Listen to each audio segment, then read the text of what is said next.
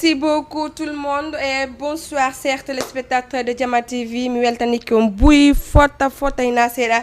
Et merci beaucoup Guido Jama, merci à toutes les équipes de Jama TV. En tout cas, merci beaucoup. On fop Hasimi Guido, merci beaucoup champion. Mi weltani ko ma mo e no mi weltani no be fop mabbe. Teli American boss the boss. Madame Guido Jama. Nana be ni lawo. O ko sage ni émission ma hoti. Mi defano hirande mi bannano mi bannano mojang Guido inno lano dum do na radogol Guido inno lano do na radogol goddo. Allez, merci beaucoup non abonné be ben ko sen amen YouTube woni ko page amen Facebook. Merci beaucoup on fop me weltani ko meneyom ɓurtutum abonné ko partageons jonno men force ko dum no menen nabatama yeso. Allez, merci beaucoup DJ Boss International hein? DJ John woko DJ International on to kado jiandi mi woni. Allez Guido, est-ce que la bala borni moƴƴa la woni sexy jakatu e non andi jomo nafi mo ɓuri la beede. Allez ga allez problème ala gasi allez hande la mari cadeau spécialement ko foli musical la et puis mi lam bungina émission ngango nyande be nyande ko cadeau abe mi nyama do DJ mon DJ ara ko surprise bela dende de et puis hari bay ma di affiche so beni no ko DJ boss wona invité de donc mais ci lion kala fala do wolugo goddo no do DJ do Guido la zuma nan don fi yalla zuma nan holle kajirba allez Alpha merci beaucoup mi cadeau ma nani he Guido e wadane mo publicité kako jelo yobi hada no fewi arti mi fama.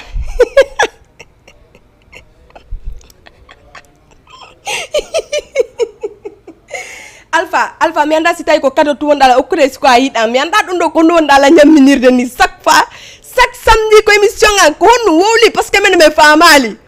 dum do chaque samedi DJ an dawai dagoru de dum do be mali be no mari jikke on to be mali be mari jikke allez fala do wadgol anniversaire woni anniversaire nyano parce que voilà il n'est pas n'importe qui dans ce pays là parce que on dum do hay yuda dum ko spécialement fi asi la folle ko bay ko dum be no dirta la moi je m'en fous John mi accepte folon parce que l'en fait ko do daga simi émission folie musicale dum bi kale tum yalta. Allez donc mon fala Guido couponanta appel on please matani ni etude taw appel Dri compagnie merci beaucoup mon boss mon big boss hein habbo de hande la mari de invité sauf par mi ni hikka goy wulay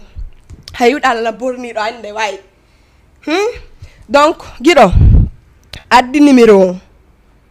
Alpha merci beaucoup mi hendi ke gatto maon parce que dum na anniversaire ani ko nyande be nyande da gatto de lang la habbino fengon la habbi fengon ben asmi retour ji wade ko honno kon la habbi fengon contre sakitorto. Allez Guido 78 pardon 116 82 38 mono fala ngatto de anniversaire soit wadono la surprise jima surprise gorebe mom ben on nodde mo tun on numéro don momi haali don après on nabane on ha ko mo tranquillement souhaite ton yimbe ben Guido ni mi wata jetude appel quoi allez partagez la live rapidement wa fetjude hande tawlan Sofia woto yejudu concert nyanono arde do si alla jabi dum ko julde ne soro yamba yo sori yamba julde ne jemmane sori yamba la mu patuma tuma DJ so watti grand boubou ara no ari no de sor mi do wakata mo budi hesbo rap si alla jabi ara do be do e dutta sek lani no be ara do joni si alla jabi habitebe mi gene de grand joangon rapidement arte Guido ukana chondi et puis son tiers dans sa Cerno Wizi woni disponible en sedata angi homboni sedata Cerno Wizi ene dido min fala kama min déjà wadino divorce min andi nini ko présenter ko émission an ko midi hande ko goddo midi si odo kadi yeyi ko jango ko to ala ye abonné ko sen makko YouTube kanko Thierno Wizy so makko woni disponible ton en sedata jonno mo force en tout cas voilà mo wadde galle labbade lan andi non si budi do kadi album makko no arde dum lan andi la mari garantie dum do ko min woni serre dum do nani ala gido addu ko addu wala yidi addu efte jango nata di yagume non si dudi fetina men ko no woniri min parce que min gigongo si dudi pandi min wonde hare lan rangi seda ale so makko woni disponible ko so honno ko sen makko YouTube yehe jonno mo force darom mo déjà don andi kanko déjà wo ko criminel ko der hoore makko min hara kon mi watta Aisha jabula min hara min ko honno mi watta ansia woni criminel ko der hoore après min ale jonne mo force wono no wowiri non parce que lan andi fambe makko ben no yidi mo min kadi way lanton allez merci beaucoup mi weltani kion on won bela suivre de entrer do windu de Assis je t'aime bonsoir Assis bisous Assis je t'aime Assis je t'admire beaucoup hey on ka la yidi on partager lan tun jona la force donc DJ Diango ari parce que da ngani DJ son déjà mi présente tamo do ko dudi e den andi o nebi do la way ino de ça ko bawo mabbe men woni dum no nan la way dum non ko do men taybe fayda ko buri kon koy mabbe men ƴettata exemple ji hande donc hande ko kanko mi mari invité e wayri mo no yide e wayri mo kadi nande seeda mi expliquer ko wonno e ko honto DJ son wonno la andi no ni la andi sûrement har mo watti voyage de mi andali DJ son o fayali alhamdulillah foyaka donc e jang moƴƴano mon DJ wayri yonde way miɗa ɗo e nder tinelji ɗin quoi tic tac ji ɗin dormu dano no may andirma non tum sino way alhamdulillah allez alhamdulillah moƴƴa et puis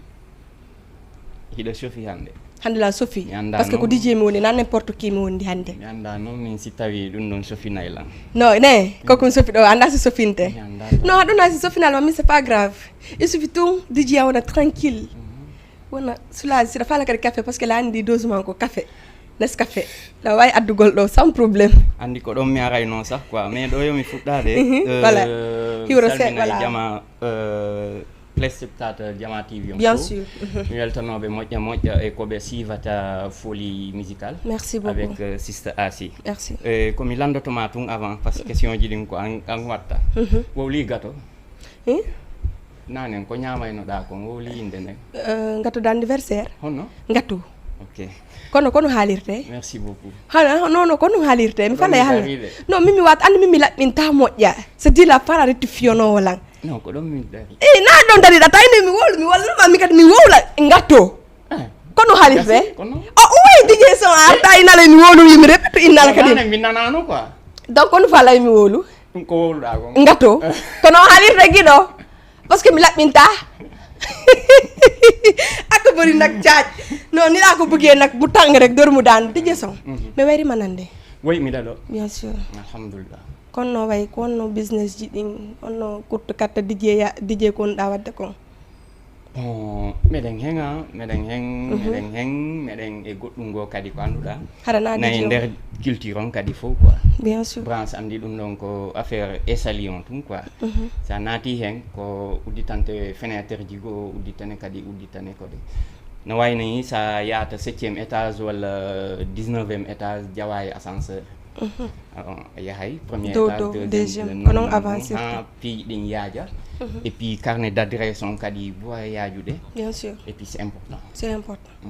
donc mi wayrima kadi yiide surtout ko concert ji hade law mi yiyeteno kan animé no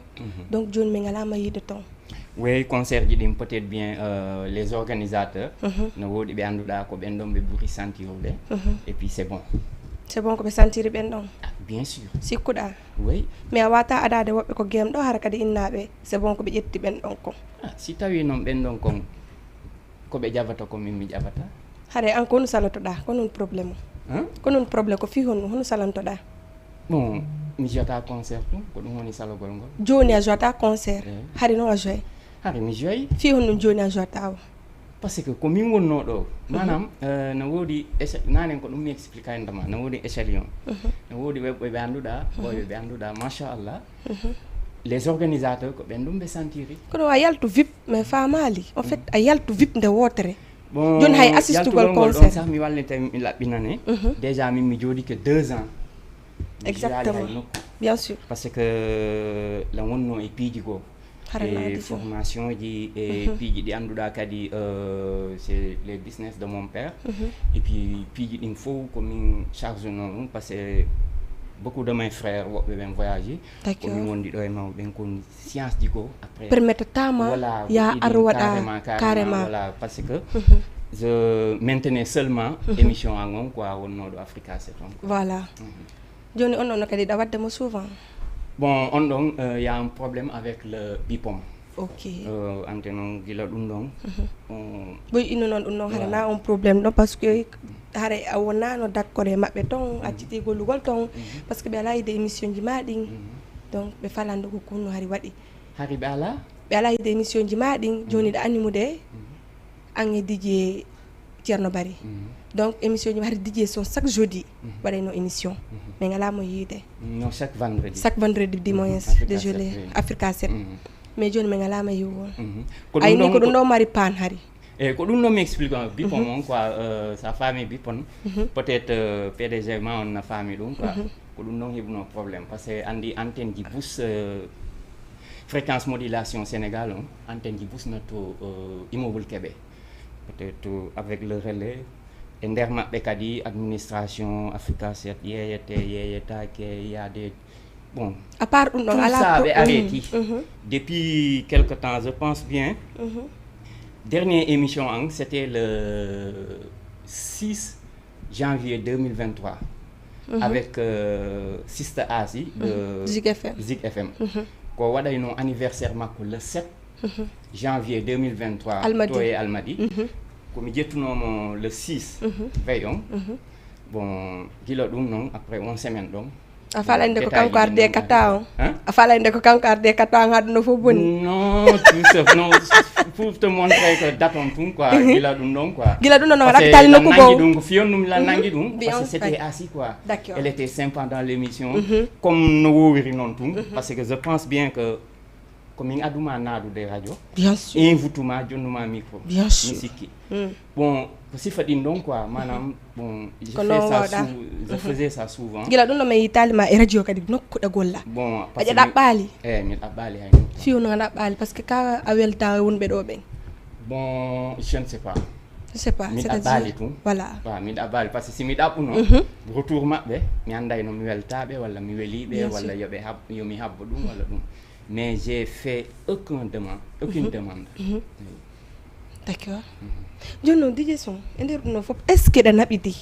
e wonɓe ɗo ɓen genre DJ ɓen golloɓe télé ɓe ɓen génération mo gon ɗo wona DJ Diallo est ce que ɗo mardi contact ɗo yewtude relation entre mo ok min ala contact min ala yewtude carrément ay mi yetoma gila presque plus de 1 an miɗa golluɗuɗe Ceerno Bary to pour ne pas faire la publicité bon hay kanko hay Ceerno Bary on se parle pas Ceerno Bary semaine yiidi walla men golle business ko semaine o bon chaque dimanche mi yiyamo affaire ɗin ɗon lanni peut être humo suivude men mo wawi confirmer ɗum ɗon bien sûr wona noddugol walla waɗa whatsapp walla pour parler de quoi a yiɗa woni ka a yiɗa yo naɓidu ka ko fi hunɗum c'est quoi le souci non il y a pas de souci parce que ok oui avec tous les animateurs sont là bon min sengo machallah ala hay problème hay kamɓe kadi sengo maɓɓe ala problème quoi d'accord mais c'est que tum wona ɓe townay téléphone maɓɓe miijo son walla son towna téléphone mum miijoɓe fi noddugol ɓe mais si c'est important si c'est le business exemple mi yiya artiste jo mo annduɗa no yaltiti falamo wallude je fais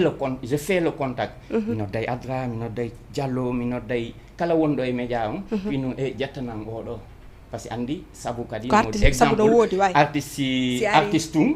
si yeehi exemple e wawta wonde mais si Sabo. DJ Son wadi intervenir Yettey. ko sifa ɗin ɗon quoi Bien sûr. manam mi ɗon walla allo Diallo walla ala à droit walla allo Ceerno Bari no woodi wen woɓɓe nanduɗa no faala yawtinde publicité bon je l'ai qui parce que mi ala hen wona mi jogoto andi mi añanta ɗum ɗon quoi il faut que je les appelle pour nda ko sens maɓɓe ko honɗum e mum woɗa metti fi DJ Sono metti fi wondata yimɓe ɓen c'est à dire ko wi wo ko ɗum noon watta e hoore yimɓe ɓen haraɗa faminkini yowla quoi ko an woni an ok ko fi hun ɗum bon ko ɗum ɓe wolanta ɗum ɗon ɗum ɗon mi yiyano ɗum e an kono D'accord. ko woluɗa kon saabu ɗum noon parce que par respect des téléspectateurs merci il faut répondre d'accord komi andi hen merci min personnellement Exactement. j'ai pas d'amis dans le milieu pourquoi bon ami woni on ɗum asi non mi landikema mi naɓanima question Hein? mi naɓanima question nane mi jonnima exemple ɗo mais asi si c'est na on parti ɗon na on parti ɗon ko fi honɗum koɓe innanta ɗa townintini a weldata yimɓe ɓen on naɓidata par ce que haymin yidata on ɓe yidata on ɗo ko ɗum ɗon noon mi Voilà. ko ɗon mi arata min ni exemple asi quand asi e mon ami bon chaque jour exemple mi jotta ko 2 jours mi haali ko makko mi asi jotta ko 2 jours yani lan arali ak ko am Exactement. mi nodday mo chaque jour min nabi day quoi manam ko ɗum waɗi min numa réponse on c'est tout simplement j'ai pas d'amis dans ce milieu a welda hay goto non wona weldugol ala ami kono ɗum noon woni kadi o weldade DJ Son non non wona par ce que siɗo welduno hay so tawi ko bete ko naafigui yaagal ma si hunde waɗi a assistay kono hay ɗum ɓe ngalama yiide sérieusement je suis désolé et je suis déçu de toi d'accord fi naafigui yaagal mi waɗira goɗɗum c'est pas son ok c'est pas son min si mi inni ko asi je l'aime beaucoup mi piiray hay ɓaawo makko a faami si mi inni noon peut-être oɗo men ala on a des différents peut-être bien min nabida bon mi ala e ɗumannogol e makko waɗa sibo walla ɗum e naafigueyal non non je reste bon dans Koko mon yemma, coin, mais quand quelqu'un a un fatunde mi yahaymo si ñandi denna bo walla manam xew-xew mo wawi wonde o mi yahay ɗum ko ɗum ɗon mi sikki woni nabiɗugol mais dans ce monde actuel hay asi des fois a jotto copine joma goɗɗo manduɗa on wayri yiidude mais vous parlez le téléphone des fois parce que distance on walla temps on hokkitali on chaque jour hiɗon fotta nokkugo na waɗa grand place kono occupiɗa ha ɗum ɗon taw hande bon ko ɗum ɗon mi yeetima bon occupation à part ɗum ɗon bon kadi ɗum ɗon par ce que événement woyi a assistay joni min alama yiide soit a naɓiɗa e maɓɓe ma est ce que kadi par ce que joni ɓende kala événement waɗa ko DJ Mout woni arde assista événement hayso ko artiste jo hombo ari n'oublie pas DJ Boss kono ko kanko mi woni yiide kadi ko événement ji ɗi mi assiste ɗin wonɗi ɗo ɗi DJ Boss noon waɗi événement ji na kanko ko waɗi kon na kanko ok ko kanko nini ko wona yiyede kon e hoore par ce que a inni an e hoore ma kawni meilleur DJ joni an e hoore ma événement ji goo a wawi si ɗum no wawi wonde oɗo no wawi animude o événement ɗo an anima o événement ɗo ɗum no wawi no wonde ka mais ɗum noon joni a ala acceptude e wi jama o a welda yimɓe ɓen ka konko inneɗa ka meilleur DJ ko fi on ɗum je réponds quoi a yeltini men kadi ɓaawo yiltoɗen kadi marché en allez vas-y bon ko ɗum ɗo minnuma c'est les organisateurs qui sent quelqu'un pour les appeler artiste ɓe jelu woni la Guinée kontatako non kono on sent un moment on sent comment dirais striker walla goɗɗo goo nodda ɓe wona manam ko mo santiruɗa wo noddata e haajuma je pense bien que goɗɗo na ko santira DJ Son wa réponse o min ko nomi yiiri noon kono yiiruɗa kono simi santira exemple simi santira asi mi exemple mi heɓa denna mbo walla miiɗa jomba inna allo asi lan jombude dimanche prochain noddatama parce que je ne te sens pas ala envie yomi animane hein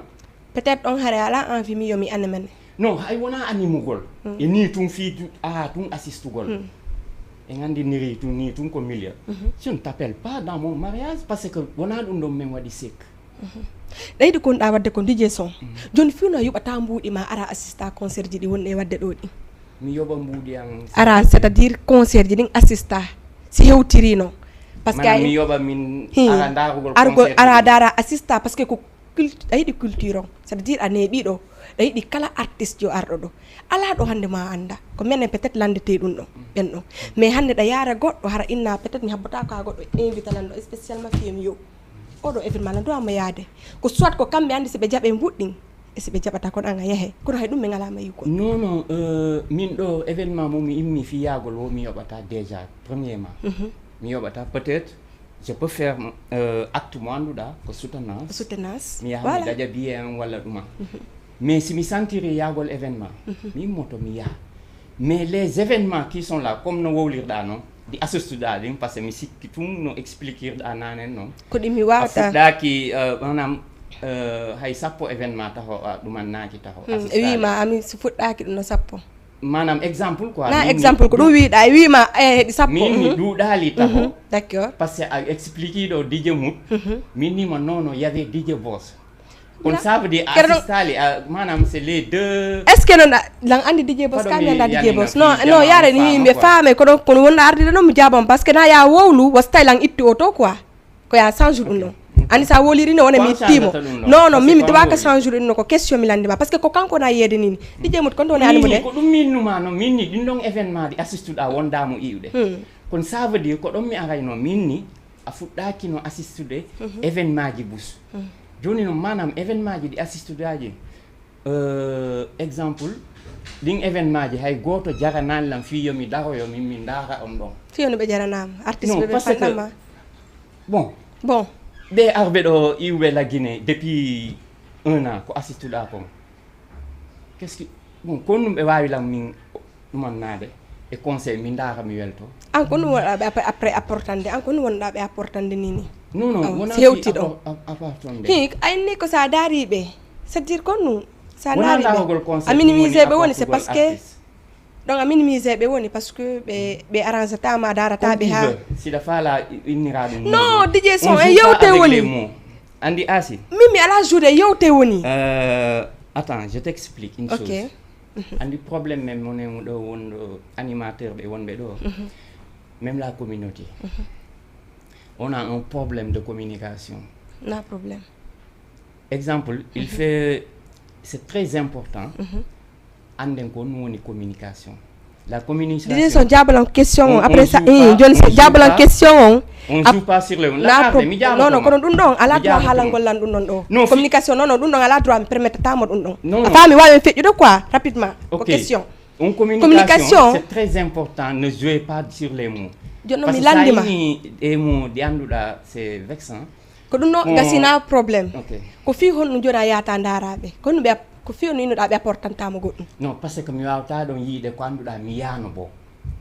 ɗon laaɓi mais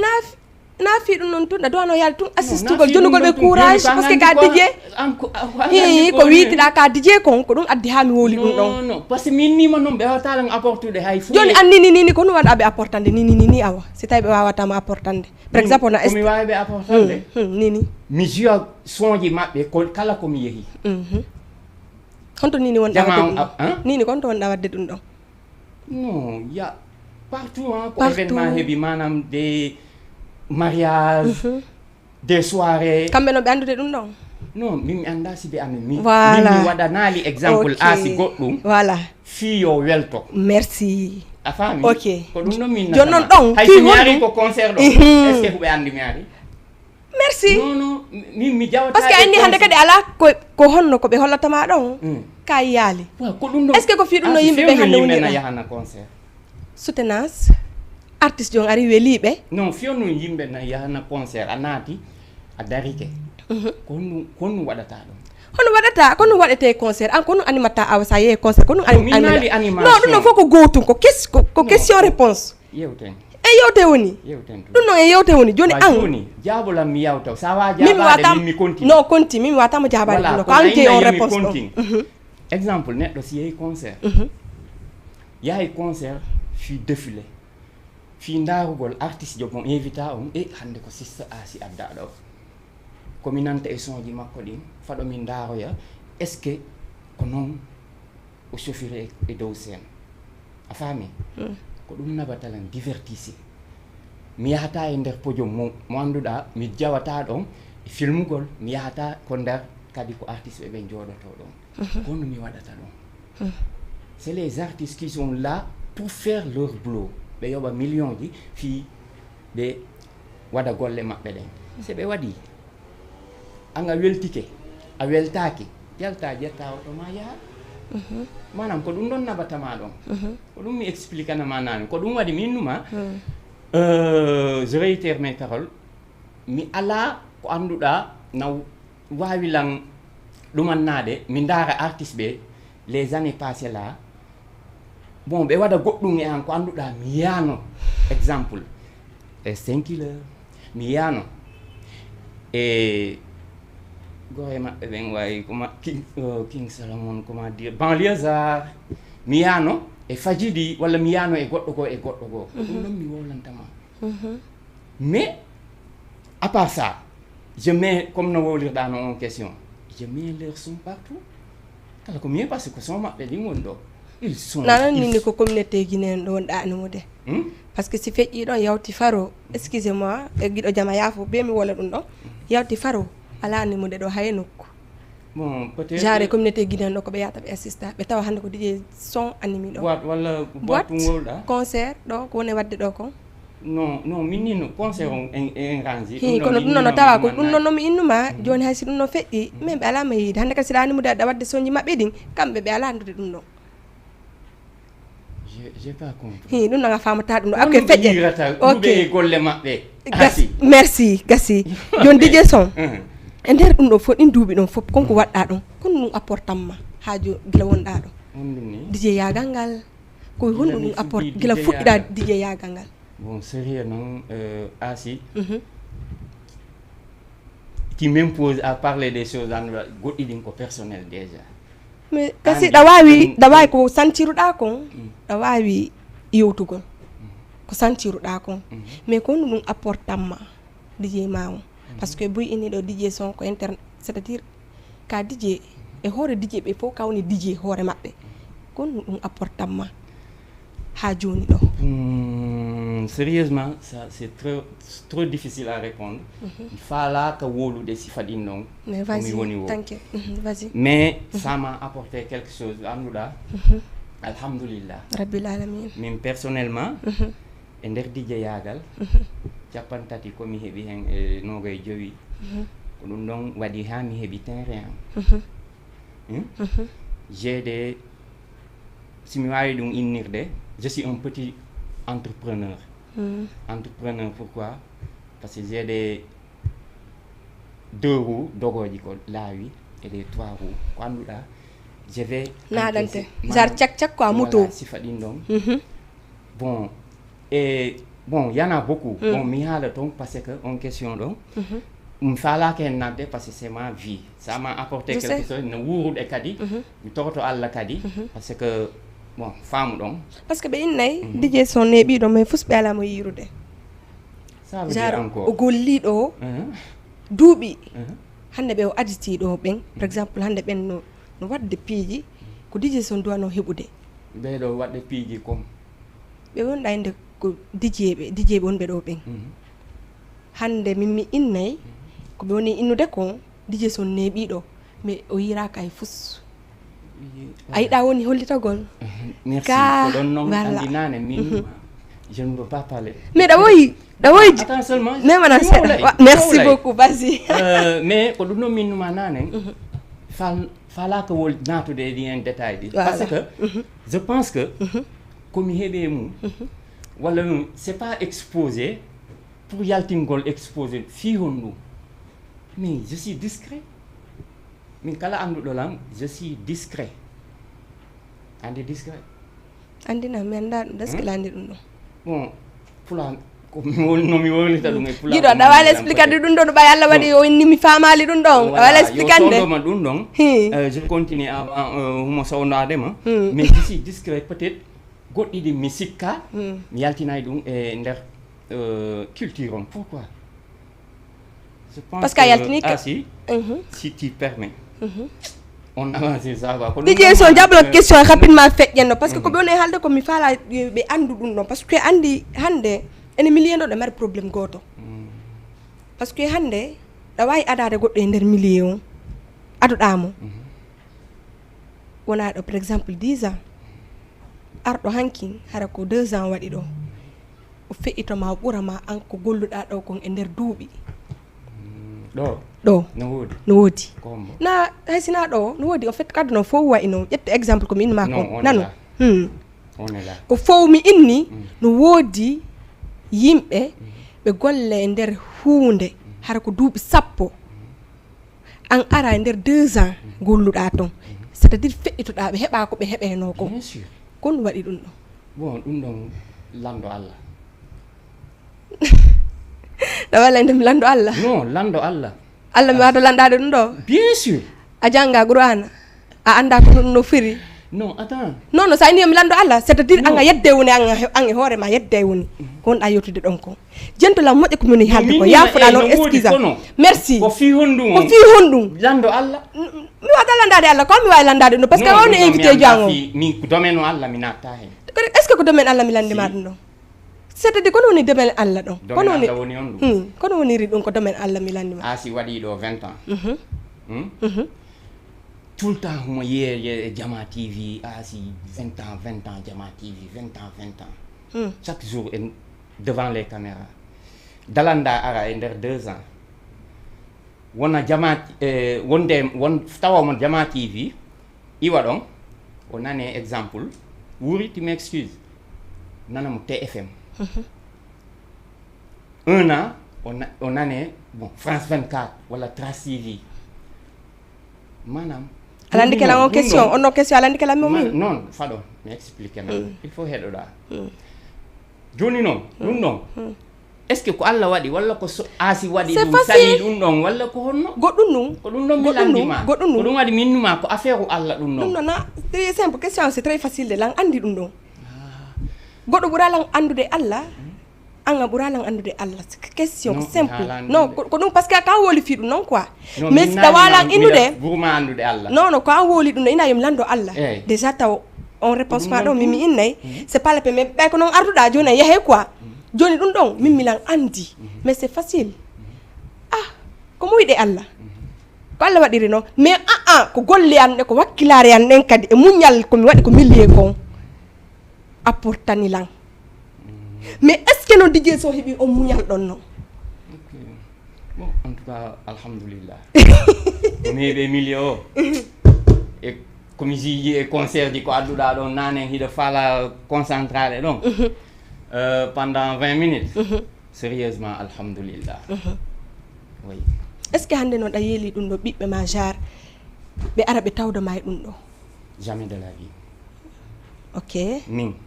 ande noon mi wowlanama merci vas-y min mi torike Allah immike mi juuli 3 heures du matin mi tori Allah ɗo yo ɓiɗɗo an andutude ɓiɓɓe an andutude yaltinamo yo miya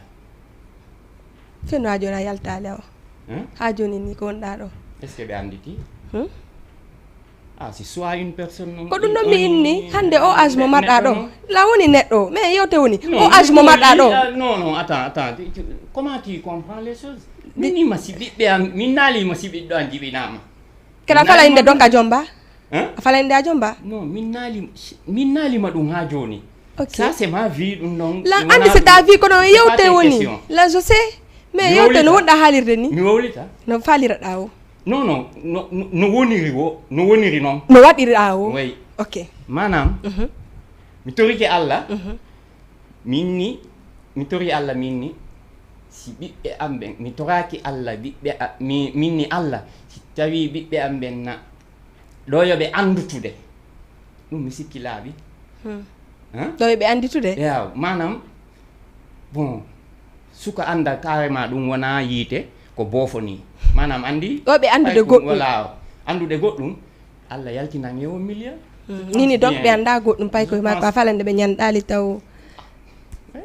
pe si woni noon afalande non an téléspectateur peut-être famille quoi ɓe heeɓi hakkille koɓe famira peut-être an si woni a ala hakkille mo famira mi petayi mi ala hakkille jonno ko hakkille ɗon mi fala aya jonnanki c'est à dire mi faami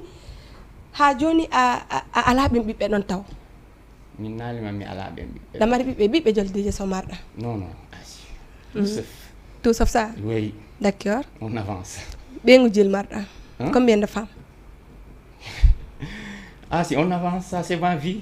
première femme deuxième femme min c'est-à-dire déjà ça est ce que hiɗa meeɗi yiide ça ɓeygu am mi possimo merci ko ɗo simi landi bonne question c'est pas ça c'est pas ça ko ɗo simi landi elle n'est pas dans la wona kanko wona mi o expo nane mi innima je suis discret hay ɓiɗɗo an jibina c'est pas comme no ɓe watta e Facebook alhamdulillah mais pourquoi moi je mo kala e silmum kala jaɓante ɗum ɗon kadi il faut mo jaɓane ɗum ɗon ko entre men enen ɗiɗo ɓiɓɓe jol marɗa DJ Son yoɓe kuppu si feƴƴiɗo yo wuuri ko ɗon mi faali non wuuri wata kuppude ɗo kan triti wonɗe par ce que a inni hannde a yalaki Allah ɓiɓɓe ma ɓe tawdama e ɗum ɗo par ce que selen ko jokkuɗa ko an hiɗa andi c'est pas bon non question mi faala ok ɗum e question ma mi ko ɗum ɗon mi indi ɗo kadi ko question ni c'est à dire a inni a falaka ɓiɓɓe ma ɓe waɗa ɗum ɗo koko waɗɗa ɗon DJ o si attends mi naalima ɓe waɗa ɗum ɗon komi waɗayno on ɗum awa mais je répète encore répète parce que acceptal ko ɗum ɗon le wolɗa non ko ɗum ɗon wolɗa feƴƴali non ko ɗum ɗon wolɗa ka ko no wolɗa sa gayni tun continue ko ɗum ɗon jabalan question feƴƴe mi jabotako ma ok par ce que a yiɗa ɗum ɗon jabogol ok honno joni ma he dambari ɓeygol ok ɓeygol jel maɗa DJ Son ni o âge ma mo joguiɗa ɗo ɓeyguli jelu ça veut dire 2 femmes 3 femmes 4 femmes min nima ɗum ɗon mi jabotako ma on avance steno la fala jabala jaba tum feƴƴe ɗum no question sa ɗum nana probléme noon par ce que andi DJ Son no yiɗi hoore makko mo yiɗi en fait mo yiɗi gurna makko ɗan hande o âge ma mo joguiɗa ɗo normalement siko woɓɓe go yaltino e domaine DJ o siko woɓɓe o hara koyene fulɓe ɓen quoi yimɓe jelu won ɗo heccilan homɓe heccuma ɗo ok homɓe a falande kadi DJ Ceerno Bari no heccuma DJ Diallo no heccuma a falande ɓen ɗo no heccuma ange DJ Diallo est ce que ɗo mara relation moƴƴa DJ Son lan meɗen heɓiɗi relation weldigal o jooɗoto fotton ni welton o yewta e piiji goo fi honno bon peut être moye domaine makko lan e domaine makko c'est à dire kono woni ɗum non mi anda domaine makko komi andi domaine makko DJ Diallo so heeɓi hande par exemple haaju ma sa heeɓi haaju ɓe are ɓe assisté landomo ko hombo animateur kam mi landi kam faɗo langade fait doucement fami danka moye jappugol si ñaayi DJ Diallo landomo ko animateur jo hombo ndaroyimo ko galle makko ko mahi galle makko na ɗum ɗo mi landi ko nini présente on ɗum question noon innuɗa koɗo ko nini on na après on min après on ɗum noon da concerne alan ɗo eyyi ko nini on eyyi a wawi mo noddude ɗo par exemple joni téléphone DJ Diallo yewton ni anda a hiwrinomo eyyi noddi allez vas-y direct ɗo direct non je ne le fais pas dans mon donc on welda DJ Son fiyona naɓiɗa jama on welda ɗum no hollaɗa on weldi waaw si woni noon émission on fof ko ɗum ɗon on reste là na émission si woni ɗum fof alalan jabade woni e yewtude mais alalan jabade man je ne comprends ay ɗala tu comprends pas quoi non je ne mais ɗum ɗo comprends kadi tawa par ce que ko ono yangude ɗo ko ono wondi ɗo c'est normal mi lando DJ Son a wadde doyi non a waɗali doyi mais ko émission ngan awa talan kadi impose de kadi non minni non non on fait doucement ɗo tama impose de mais il faut me respecter lan wawi ɗum wolude mi respectama non a respecta fiyonu fiyon ɗum sa posi lan question mi jaabi kema ha jama on faami jama homɓe faami ɗo goto famali ko yewtuɗa ɗo ko ñanda goto famali ko yewtuɗa par ce que ala jaɓuɗe natugol yewta ko woni ton ko yewta il faut que donc tu me donnes des questions précises koko mi joni ma ɗo ko fof a falande mi joni alma question hay non wona question précis won ɗo komi woni explique uɗe fewto ɗo d'accord donc koko mi woli ɗo ko fof non non wona question na question oui ɗum no ko woni ɗum non je sais pas ti dialogue ko dialogue wonɗa wadde ko dialogue wonɗa wadde ok DJ Son à part ɗum no fof nini ko wonɗa ɗo à part ɓay lan andi sûrement a nabiɗa jama on ɗo a jaɓali confirmude ɗo gollude Foli TV ha joni Foli TV non kono ittuma ɗon kono waɗi ittilan Foli TV Foli TV lan lowino ton golle a rewi ton ka rewal ton si mi rewi ton merci mi fala noon andugol kono woni soucion hay fuy d'accord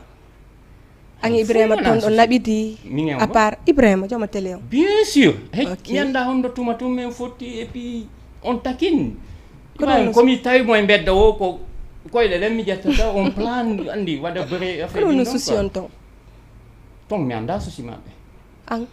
ko nanoɗa ton ko fihon kono ittuma ton non hande rien du tout d'accord yebo envie ni tout non mi jooɗi way harle ka wono directeur de programme on ton bien sûr ko fihon ɗum fiyon ɗum waɗi on mi wonno directeur programme o non ko fiyonu ittuma ton par ce que ka wonno ɗum ɗon non rien du tout DJ so rien du tout parce que ala ko ittilan ton a heɓo envie je me suis abstenu waaw voilà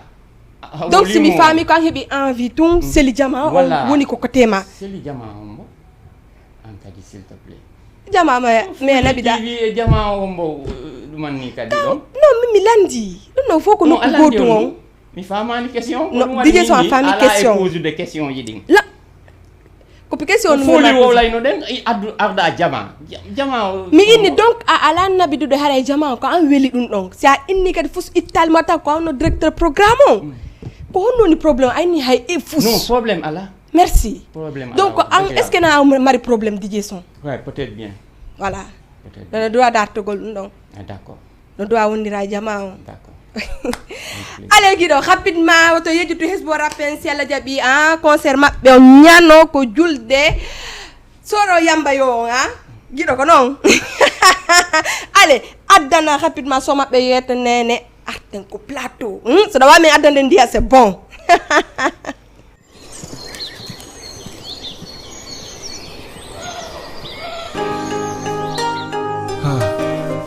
jatigi an ɗo wayri humpodirde jiiɗo makko ko ganda ko jokkito to so jiilan fi makko acciminda sime humpodira ko allo mbari comment ça va oui kombi muntaga nene ma warima nande neldu ka a humpaga hoye andudoɓe tampi mokkoɓe fetti faaɓe mi yiɓe ka marché hanki hiɓe terma yeyoɓe paaɗe ne ɓe soduno mi anda a jonnuno mi landima talandolan a ɓoyi leyɗe porta kono ko fuuta ɓurɗa andude mbaɗin a sonki min miɗo ga kono komi mayɗo faydi accu haalugol fenande a wino lan a heeɓi kayɗi joni noon o golle dari goɗɗum go heɓaki me iway si Allah jaaɓi kan haala maɗon fewa sabu neɓinema natade ka suudu nene ma hani min e hoore am mi anda honɗum waɗi si mat sali on no martirtaɗa jokki poyndam hey kan wa joni a boni ful kan toronolan ko moƴƴi sela sonko min nami bonɗo ɗo ka wetimiɗo etade fiyo damal onto sa fiji do a leeti buyno humpirate lenton ɓay mi yo Allah dandan yogol hatta ko London jiɗo an ronka lanɗan hino fecca falima rondo ko woni ka ɓerde an kon hino yawti miijo maɓe tampi kono neɓataɓe konta biye ɗo ala tan ka fije a jogoto kaydi heɓa golle sonjorawa sampa biye wonan darugol ɓe dengi addirin mi telen kam mi jokkataɓe leyde porto ƴetti watti telen kam mbaɗi yetto nene mimi yetto nene wonan darugol ɓe dengi addirin mi telen kam mi jokkataɓe leyde porto ƴetti watti telen kam mbaɗi yetto nene kami leƴƴi ɗumɓe sikka kotana miɗo andi appel tuyonali haala si ɗuuɗi ko mere yetto nene ndiyam portoɗam me maka sinaɗan ka robine safari wela musu kono mi yejjitali laggine ɗo mo yiɗa yawre sattay fiya hettu lawol sattay watta décourage faamu tum portoɓe gono wasineri falete waɗude ɓale huɗaɗo ɗum ɗo mankataɗa andi wakkilo tum haaju feewa mbuɗi futtatame ɗo ya immoto masaku heewa kere so ɗum waɗali min e ma maslako seeɗa wikitiɓe yaltuɗaɗo ɓuyre wi ka maayo ha artino nande bravo ɓuyluti ka maayo ɓe ka désert tono wulla faabo tampine ka yaasino ɓuuri tampinede kama yewtere andenta yawi to ƴettu wonane meddi kama mettere ƴiƴan ko mere mbarin yoɓo nedi tama aw waɗu doy e yewtay woni ngaɗu ɗum kono sigo sago a ñande womi nelday mani nenan seeday mone joni en janggo métro on ari mbari mi noddete nani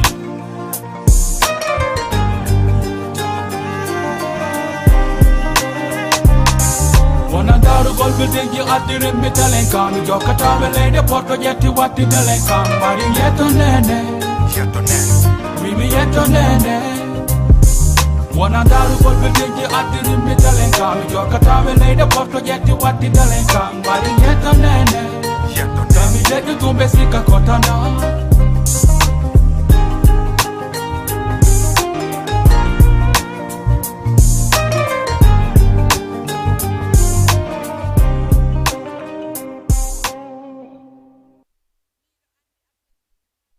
ɗuuɗi ko mere yeeto nene ndiyam portoɗam e makka sinaɗan ko robinet safari wela musu kono mi yejjitali laguine ey guiɗo imagine si woni rappeur jo na DJ son koɓe fami guiɗoɗo koɓe dijjeɓe min mi aray mum hey mi liɗeɓe taw DJ son ala rapidement nañu ñëwaat mais yiɗo joni a heeɓi diplôme ji a waɗi ɗo formation ji diplôme ji maɗi ɗum no jama foppi ɗum ɗon formation ji ɗin déjà ino ɗiɗo ɓayno Allah waɗi ko kanko wallanɗi faminde en tout cas mais inata taw félicitation respect momen maram mama men jonita mamata menen pay koy merci voilà parce que kan addimi ko millier ɗo donc ko ɓay tun ko ɓay tun ko ɓay tun ko kanko ɗon ekkitilande on accepté donc DJ Son oui hande ko connaissance ji honɗum heɓuɗa ha tawata ɓe noddete voyage ugol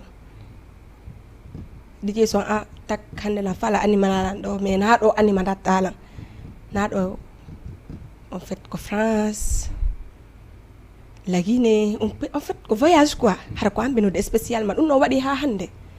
waɗali e yaasi Sénégal fi honɗum kono e nder Sénégal partout waɗi waɗi normalement ɗa dowa wadde ɗum noon kadi ɓe noddama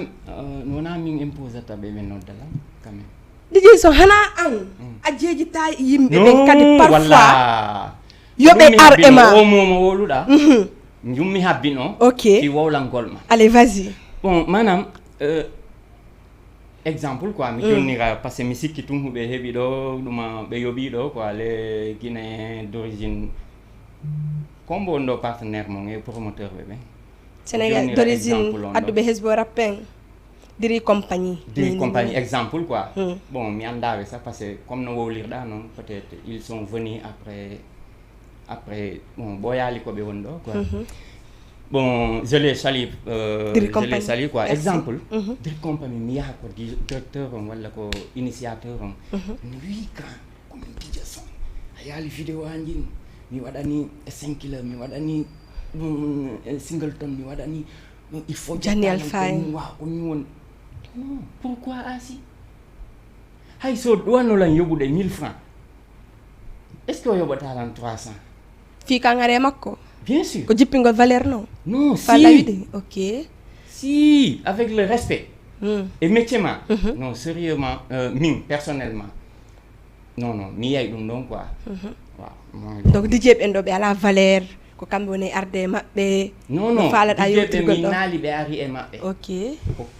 kamɓe sentiri exemple ko kamɓe mut walla boss walla salmon inna hande bon lan addude ɗo exemple tati ko an waɗantalan première partie on mais est ce que kadi sa arale maɓɓe anditete est ce que sa arale maɓɓe ɓe anditete non kadi waaw peut être bien ɓe anditata mais les anciens wonɓe ɗo ko ɓeya tum peut être woni ɓe annduɗa diri compagnie waaw kesum ko annduɗa lan suivude ɓe noon lan suivude ɓe par bon ko réseau ji affaire ɗin ɗon il fait du bon bleu et puis à part ɓen ɗon ɓe wonnoɓe ɗo fof ma andilam kono no sattantama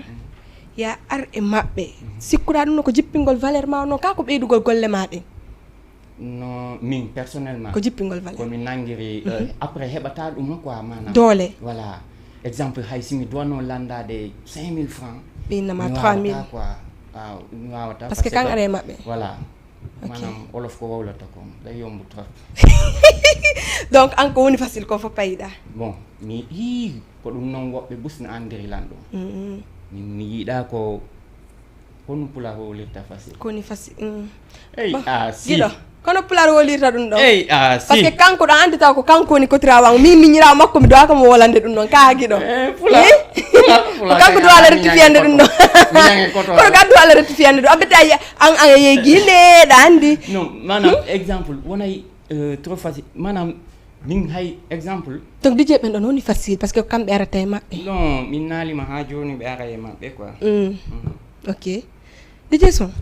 Si je t'aime beaucoup. Oui, merci. Je t'aime beaucoup. Andi Fiondu. Fiondu. Je vois DJ Son sur toi. D'accord. Wallahi lazim. Machallah. Non, sans te mentir, je ne mens pas. Mais je vois DJ Son sur toi. Ok. Si mi invite woɓɓe. ɓe no ɓe doga émission. Ne. Wallahi. Ok. Mais continue. Merci. C'est bien, mais il y a une formation. Inch'Allah. En communication, c'est très donc important. mi ala des formation mi waɗa ali formation. Mi anda min yehu. Anda wala ni mi yehu. Ko ɗum waɗi min mi yehu. Jonno ɗo yande mi yehu. Est-ce que attata ko anda? Sida non wata wowlu dow innu tun a waɗal taw parce que ɓe andi ko yata asi attention. DJ Son kan wowli koko wolla ko mi nettama. Mi wallate woni. Ɗum accu tun min kadi e yewte woni. A heɓi gandal quoi. Non min e yewte woni. Donc mi waɗa formation. Suda fala manto hiɗa. Na mantogol de. Min na mantogol de. Min ko an woni ɓe confirmande. Sida e formation. Kadi. Continue. Ok. Si wana ala e formation communication yehu ɓeyda. Ok. Yehu waɗa. C'est très important. Parce que fus mi anda. Tu es ok. Ok. Je suis ok. Fabi Boukira arten rapidement. Kono wonduma e Fabi Boukira. Fabi Boukira avant hari DJ Son Fabi Boukira no mardi contact relation jigono ton o warata ɗo watta ko DJ Son anda. Est ce que ɗum noon no naɓidi ha joni? Non. Pourquoi? Bon, Fabi en tant que artiste ɗum ɗon no wawi ɗum wolle parce que c'est ha joni meɗen e million quoi. D'accord. Fabi hay bon entre nous bon wona joni entre nous ba caméra ji ɗin huɓɓi comme no wolirɗa noon en résumé dal on a fait résumé tout. Merci tout kala ko miijiɗa on l'a fait. On était comme ça. Bon après noon Allah alhamdulillah wallimo parce que andi yimɓe ɓuswowlay artiste si woni ɗo si haali la Guinée ɗumannota ko moƴƴa quoi o ɓooyay ɗo hara o yiyaka et Fabi il chante beaucoup, il chante bien, très bien même. C'est un bon artiste mo jogui look artiste. Il chante bien o winday hay o professionnel et musical. Joni noon Allah wallimo o yeehi joni hakkil makko ko tourni la Guinée o yeehi ton affaire ji ɗin fuɗɗike ɗumannade o heeɓi copain ɓe annduɗa fewno ɗon ɗum ko sayfa noon ɓaygilaw immi quoi et puis ɗum ɗon ɓurimo boostude et puis tu penses ɗum noon no boostimo ni non ha si nini exemple neɗɗo no waɗa weeru e goɗɗo hara ko on ɗon naɓatama. Exactement. Tu comprends? Yeah. Manam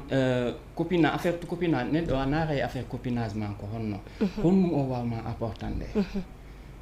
kono neɗɗo manduɗa exemple ko damal galle tun o jotto si asi feƴƴi o inna daari ko luuɓi kon ko watti kon o luuɓi no asina yaade on ɗon no juuɗi kono exemple quand une personne asi si falama hay wattade koye makko yaata on ɗon no gollude mais attends on ɗon no avance ude asi no bussude mo par ce que asi kala ko watti ɓe landotomo ko to jettirɗa ɗum donc kanko ne bustude ni ndi sayfonen mari mo ɓarode e maɓɓe mais ɓeytuno avance ude kanko mo arriérude min naali Fabi woni bustude d'accord bon exemple connaissance makko e ɓen ɗon ɓe tawi ɗon exactement on temps ɗon ɗum ɗum ɓeydi ko busti artiste yagal makko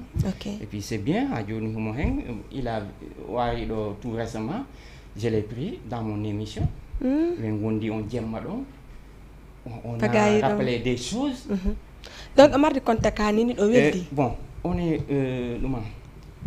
kono Facebook yiyete ça on est ami ni messenger wa mais en yewtata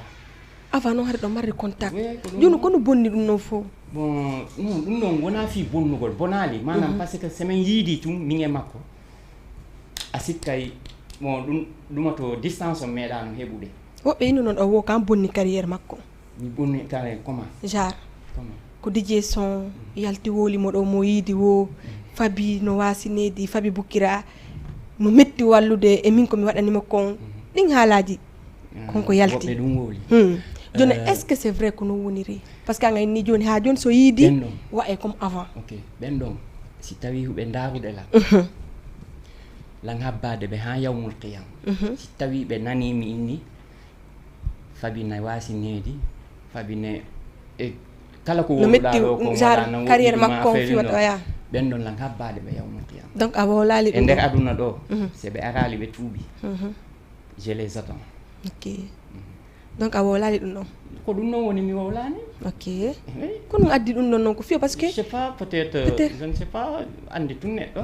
an asi hiɗa wawi sokade 24 heures e nder suudu ma hara indema na yaade tun bien sûr kono ɓay o yiidama tun woɓɓe ɓe inne ɓay mi avant mi yiiɗi ɓe hay dijje so yalti ko clip makko donc ko ɗum waɗi probléme o bon ala probléme sérieux donc a ngalanamo hen wolamma ɗo ko noon woniri d'accord joni so natuno ɗo a yiyay émission bonay par ce que ɓen on piiray hakken ko wulɗinir bon haɗa neɓatame wayno to mais dernier question ma hundi jeson hande ko honno goɗɗo wata ƴettude exemple e ma exemple an ko milier ko golluɗa kon ɗo fop e million d'ailleurs bon parce que koye DJ yagal mi wonami artiste ko ɗum ɗon mi andirma wonami promoteur peut-être bien mi weltanto jeune ɓe wonɓe ɗo par exemple hombo e hombo no woodi woɓɓe maɓɓe ɓe annduɗa il me respecte beaucoup ha ko idol sah ɓe innatalan woɓɓe ɓen ɓe rewata e inde am ko maître ɓe noddirtalan kono donc ko ɓe yii ɓe sentiri ha ɓe noddirilan noon huɓe no woodi ko ɓe yii ko annduɗa peut être ñande ɓe yiitali ɗum go min e maɓɓe bon ɓe way nayi dije son ko foojo par ce que ɓe heewi ko ɓe yii so ɓe woli ɗum DJ Boss il m'appelle ko idol tum o noddirtala kam formi mo non non DJ Mout non non comme formuɗa ɗo e milieu guinéen ala fi honno bon parce que ala tum milieu guinéen formation andi asmi holante milieu guinéen ɗo enen busɗo hiɗe minimise formation et c'est très important mais j'ai formé tijje ɓe annduɗa boyɓe ɓen sénégalais ɓe voilà ko toon yarɗa ɗin ɗon quoi d'accord bon kono ɓe waɗali tigi tigi faratal ko fi hon ɗum noon par ce que déjà exemple a waɗay formation régie walla management kono hay exemple ɓe jouoɓe spectacle ɓe organise oɓe ɗo spectacle ɓe jonna valeur ɓe yimɓe ɗon on métier ɗon woni comme exemple régisseur walla gestionnaire de projet walla sifa manager par ce que déjà sa organise ɗi ɗo concert artiste ɓe ɓuus wonɓe ɗo à part artiste jon janon ko artiste jon promoteur on noddata direct par ce que anda wona ko annduɗa ko hollira management noon ko ɗum waɗi piiji bus naɗo e nder artiste ɓe ɓen na falli ɓe et c'est très important neɗɗo on wawa heɓude wawa heɓude mo annduɗa na e ɗum on quoi manam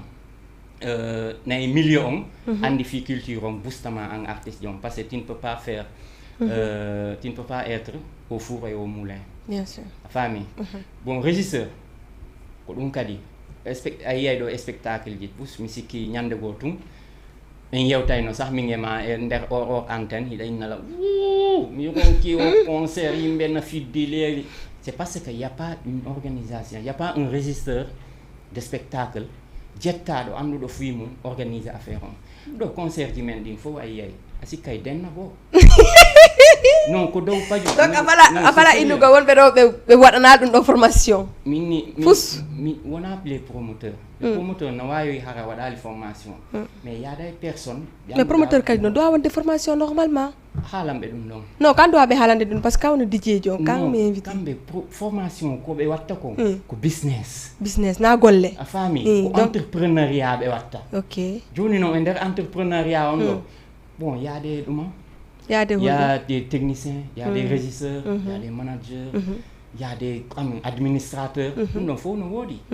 A famille. Bon, ça y est, exemple, technicien. Donc, exemple, si on nous bus, ça y est, une formation, et voilà, haraɓe huɓe fiiɗa ɓeyna est ce que mi waɗay ɗum par ce que simi gayni perte temps en tum exemple jama ɗo mi jonnira jama tv ɗo par ce que ko ɗo mi woni fewdo ɗo Wuri il ne doit pas être ici au four et au moulin, il ne doit pas être le régisseur, il ne doit pas être le caméraman, le cadreur ou le andi technicien, monteur.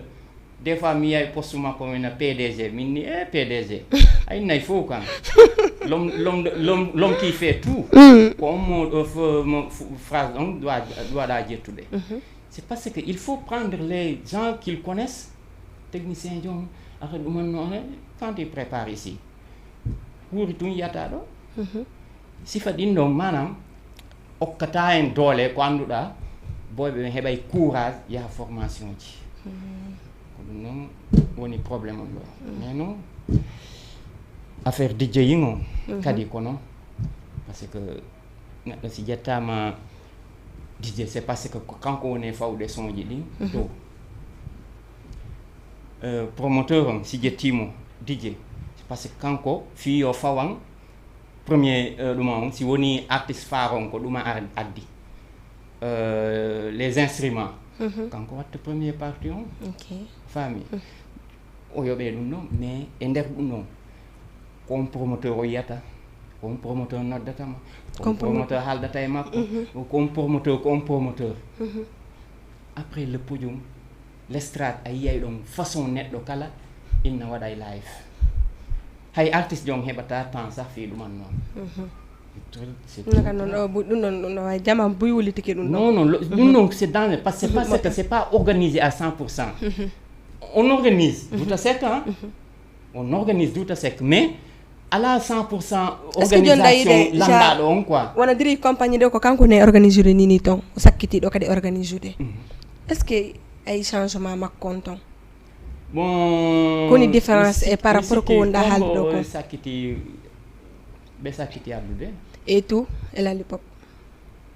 Mais j'ai vu ça, voilà exactement. Mais hay ko nder duma live mo mi ndaray non mi anda ko page on bokadi. La jodi ni la ndarude dum mais hay vidéo on inna. Misali yennude quoi. Boy andi yalta e live on ni. C'est parce que non est-ce que dari live on moƴƴe DJ Sam? Est-ce que dari live on moƴƴe? Tan non différence parce que concert mabbe on hari fus yimbe fus sala to. Les Gambiens là. Avant, attends, je vais te montrer après si mi andi ti page on avant les videurs là on parlait des mots vulgaires parce que hubé barude oya ha gagne jong inni c'est le téléphone de l'artiste je ne sais pas comment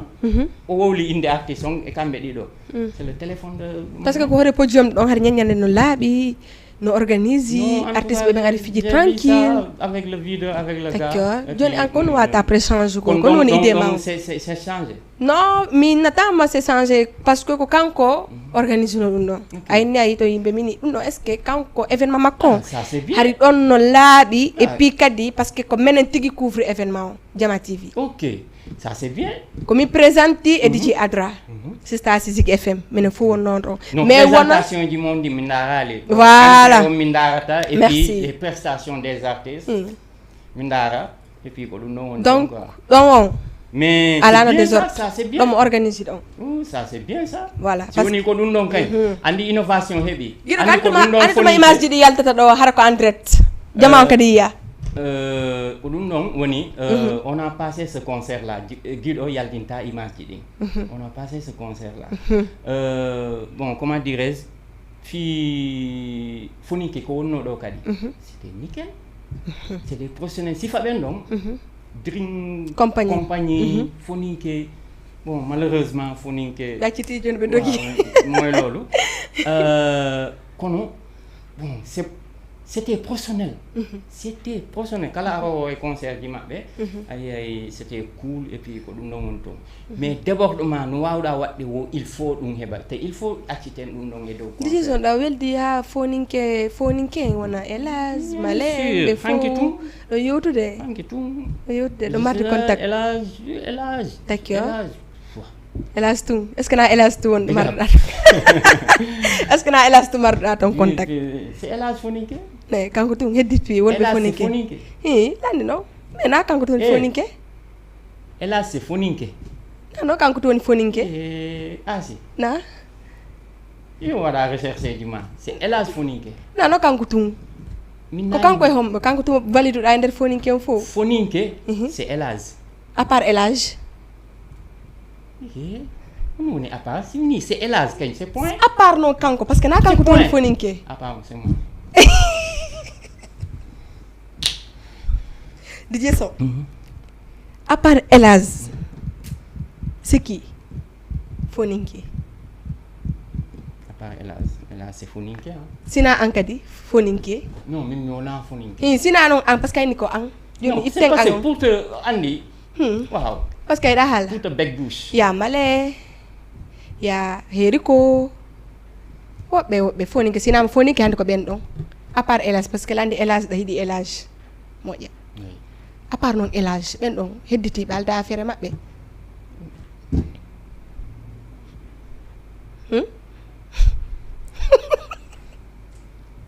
Guiɗo indi yo jabala men feƴƴe ka non ɗum wona question na question Guiɗo na question kam à part élage foninke min hande so min ni nilanga après élage min c'est élage seul ko parce que ko kanko marɗa rélectionnaire to ɓe to hedditiɓe ala waaw hedditiɓe ngala hono wadde on foninke kono waɗi hono wadde on ɗum ɗum mi famali ɗum noon mi wata famude kadi ɗum ɗon par ce que landi na kanko tuni foninke téléspectateur ɓe ɓen faami ok joni mi wallan mi faama à part élage noon nder ton hedditiɓe ɗon heeri ko m'intéresse pas fi fama walla jaɓa donc on welta foninke c'est élage DJ Son arde yewten en yewte woni yewten par ce que une fois que mi yi a wadde male émission kadi ɗum ko Top TV voilà wona top on no Top TV min Top TV avec Maley wowluɗa discutuɗa ha o yalti o jikkiɗi gila ɗon Top FM ok mi yejjitino ɗum na ɓaawam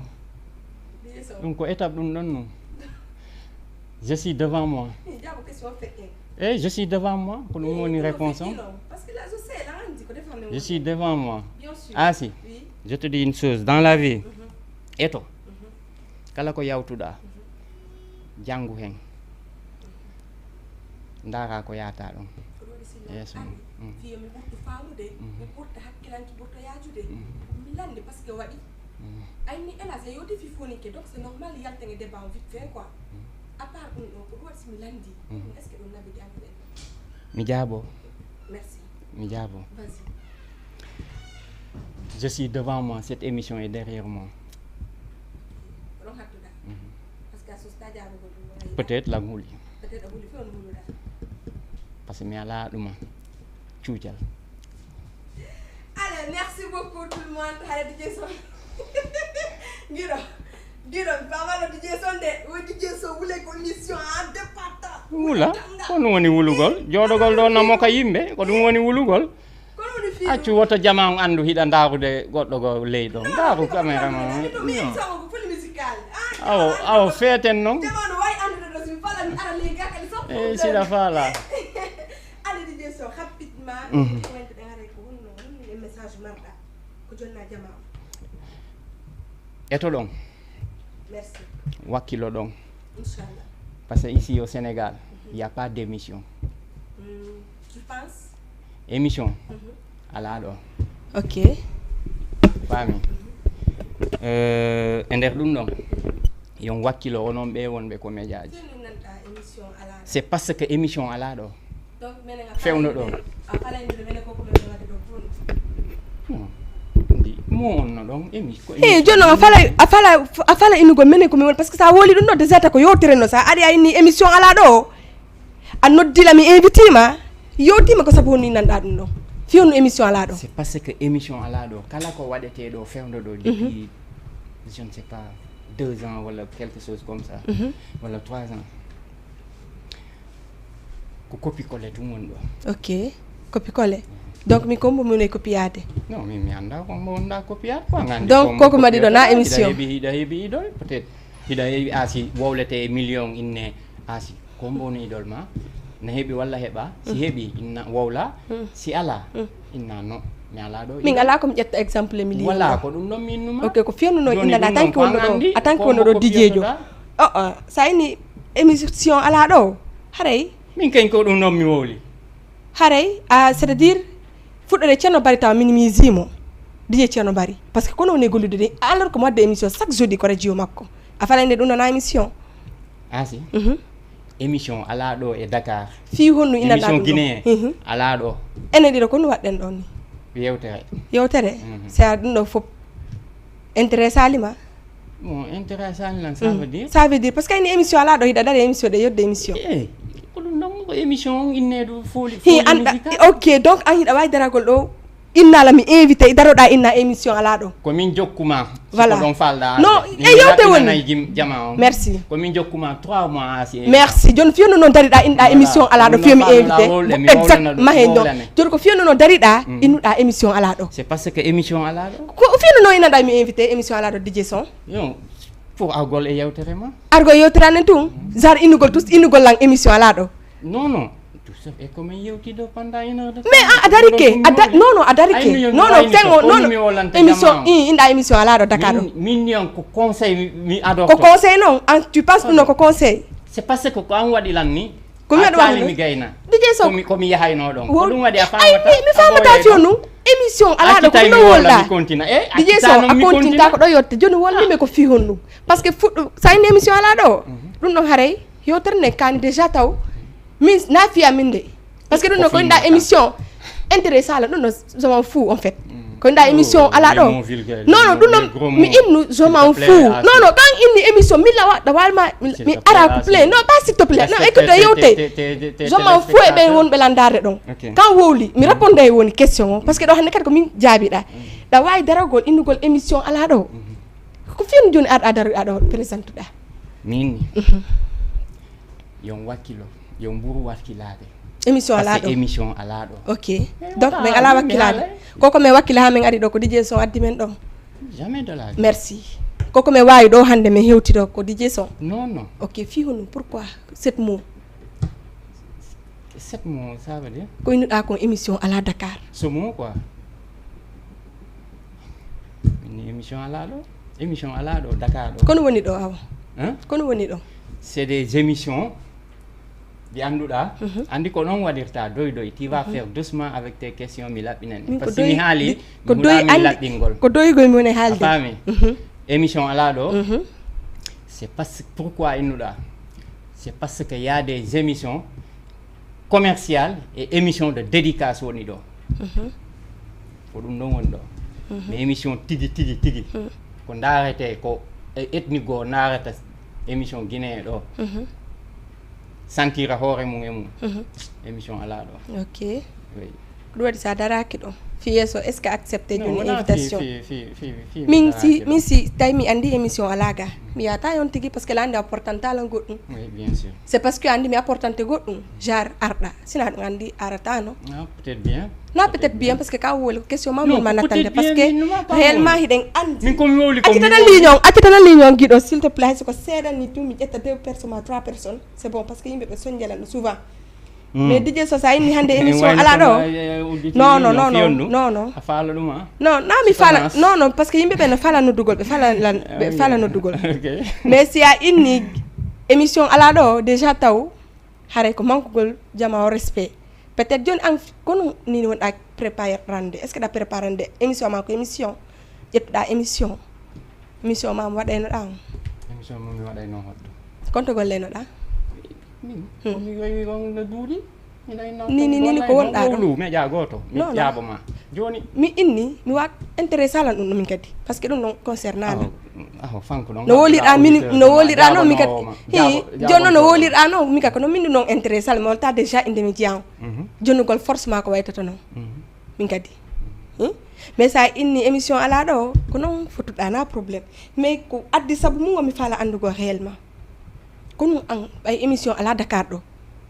kono a wonɗa préparude fi émission yon Dakar ɗo hay foy wele tun dariɗa inɗa émission ala ɗo kono mi watta préparé sa min komi waɗayno komi waɗi joni wonno daranɗa sa bustata goɗɗo kono inantama émission ala ɗo bustata fiyon sa naɓata goɗɗo ko no innanta innade innuɗa nane wona min adduma ko hewtuɗa ɗo ƴetton ɗon o jaɓonoma kon Ayo. allo assalamu aleykum Allo oui. wi o jarama Assalamu alaikum. waleykum salam allez insister noddon rapidement parce que ɗon delan asi ƴettu appel donc ko fimo sina no wala ɗo ande émission janmi ƴettata appel ji ɗi trop DJ son allez allo assalamu aleykum DJ son ɗaɓay waynitagol rapidement a heɓali ha joni non intéressé à jamao parce que c'est pas la peine ɗaɓay waynitagol waynito ok mi waynito innuɗa oui, merci beaucoup à toute l'équipe de Jama TV et puis Wakilo et puis Ndari ten kadi émission ji men ɗi moƴƴa parce que depuis quelque temps gila yimɓe bus ɗiɗo ha tato accidi émission ji radio ji wonnoɗi ɗo ɗin affaire ji ɗin ɗon émission woni e télévision kadi woni e radio fo sérieusement lan tori Jama on andita moƴƴa si woni ɓen ɗon ko fansuɓe maɓɓe yoɓe yewtuɓe moƴƴa émission ji maɓɓe ɓe bussa ɗum quoi ɓe créa goɗɗum goo mais depuis 10 ans 15 ans famata wo ko même chose woni mawɓe woni fayɓe arɓe joni ɓen kadi sérieusement meɗen tori ɓe darita emi par ce que ko kamɓe woni e média ji ɗin surtout les télévisions heƴuɗe dooleji wondi ɗo par ce que ko probléme copinage on simi invitama probléme finance a yoɓila goɗɗum simi invitama walla ɗum e ɗum mais il y a beaucoup de choses à se parler il y a des sociétés qui sont là bon a yiyay sah hay 8 mars ko tolni 8 mars mondialement a yiyata e nder émission goɗɗo e nder semaine on ɗon hara ko neniraɓe men ɓen ɓe invitata walla jaajiraɓe men ɗen fi wowlugol pour sur les femmes il y a des journées de l'environnement le 5 juin mais hay goto noddata hay goto fi yewtugol ko honno siɓɓe men ɓen yeeyirta ɗo pousse ɓe jogiiɓe pousse café ko honno ɓe arirta si yoɓe jiɗa abbala ɗo mi hokkama ɗon quoi joni fiyonanga waɗa ɗum no DJ son mi waɗani ɗum ɗo fiyonanga watta ɗum no si ɗum no waɗaka a landoto walla a est ce que ɗo suivre émission ji ɗin taw fo est ce que anda andi kone fejiɗo ɗo koɗa feƴƴude ɗaw koko ɗa wolde ɗo ça ne se fait pas neɗɗo si wayni tike après artata e nder émission kono ɗum ɗo nono ɗo ma mi arta ɗo ma mi arta nono ɗo ma mi arta mini est ce que andi je sais là on a professionnel je suis d'accord mais est ce que konko ɗa wolude yiɗa woni professionnel ɗa andi konko ɗa wolude ɗon bien sûr non anda d'accord kono inanta goɗɗo yeho non parce que kan woli joni mi wolani ɗo hay goto émission ko hay goto min je globalise kono innuɗa émission ala ɗo sa woli ɗum ɗo ɗum nana yewtere noon ɗumen doit invitude femme naati ɗo yaltiɗo mais est ce que ɗa suivre émission janni fo il faut léguer la société les données parole ɗum ɗon a waɗay ɗum ɗo ko page ma ko ɗum ɗo ko vidéo ma watta après lança ɗum ɗon minen gaɓe hatton jinayi ɗum ɗon non kono na ya wolu kadi mi permettama kadi haala kadi ko tawata ɗum ɗon ala namen ɗo sens nafatama apportantamen ɗo goɗɗum onon nafatama fi non ɗum ɗon wadde oɗo waɗde koko wonɗa ɗo mi yaha mi walla jama o koko wonɗa inde mi yew mi walla jama o DJ son ma ɗum e yewtanade jama ɗum ɗo ɗum ɗo min doit évitude ɗum ɗo est ce que anga waɗi ɗum ɗo min simi waɗi ɗum ɗo combien de fois min naatu par exemple vérifier a gila des années min émission an jungo an dow anduɓe na andi tiye bébé ko joni arɗa a waɗali renseigné wu min hay jeeyowo café e damal ɗo mi invitimo e nder radio mi fawimo e radio mi jonnimo miki mi yewtimo non min ha joni mi wowlani jama mi wowlani fooli mi wowlani futti TV walla ɗuma ko ɗum ɗon mi innuma min naali hay goto ɗo min tu ne peux pas me mettre avec tes tu es petite pour me mettre les mal avec les autres parce que komi andi ko anda taho bo joni noon manam je te dis une chose non pas minimiser si la fala ko minimiser ko daroɓe ɗo ɓe wonna wallude est ce que ko kamɓe addilano ma ko DJ son non mi ha joni mi haalani ɗum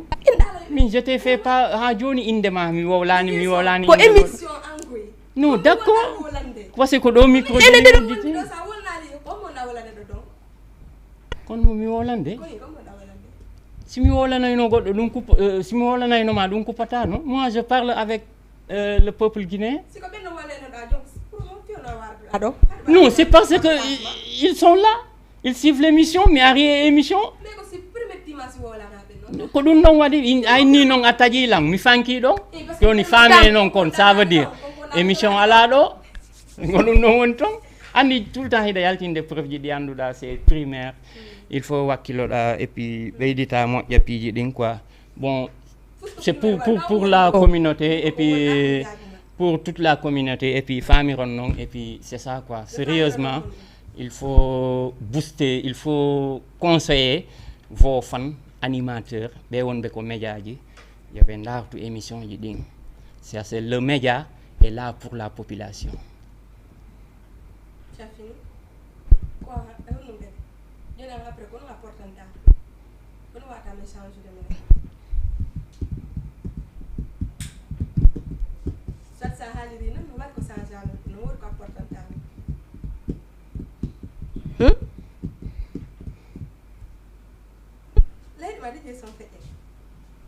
parce que mi mini da bahar mi wayni ke kono do deba na ti ko be hebe ko laari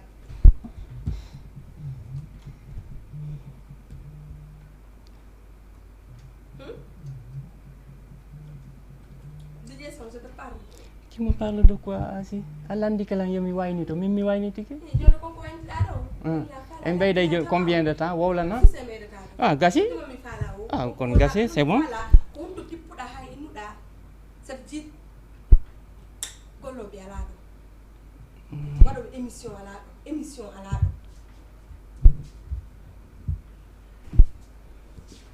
émission ala e nder Dakar